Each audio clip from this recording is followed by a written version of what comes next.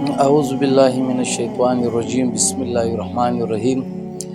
قدرمنو پښتنو افغانانو، لکه څنګه چې تاسو ته معلومه ده چې پر 2 فروری باندې د شهید ارمان لوڼي تلین لمانځل کیږي. د شهادت ورځ ده. نو په دې سلسله کې پر 1 فروری پر 1 فروری باندې د پښتون ژغورنې غورځنګ له طرفه دې ځل به د شهید ارمان لوڼي دا شپږم تلین چې موږ لمانځو، د دې مرکزي غونډه به د جرمني په ښار فرانکفورټ کې کیږي.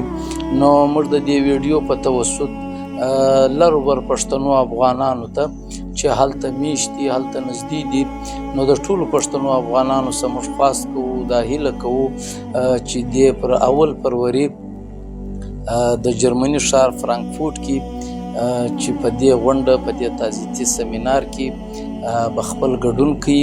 او کوم پښتانه چې د هغه ځای لیرې دي یا په نورو وطنو په نورو هیوادو کې دي، د هغو موږ خواست کوو چې دا پروګرام د دا تعزیتي غونډې د کامیابه کېدو دپاره پکار دی چې پر سوشل میډیا خپل کمپین وچلوي.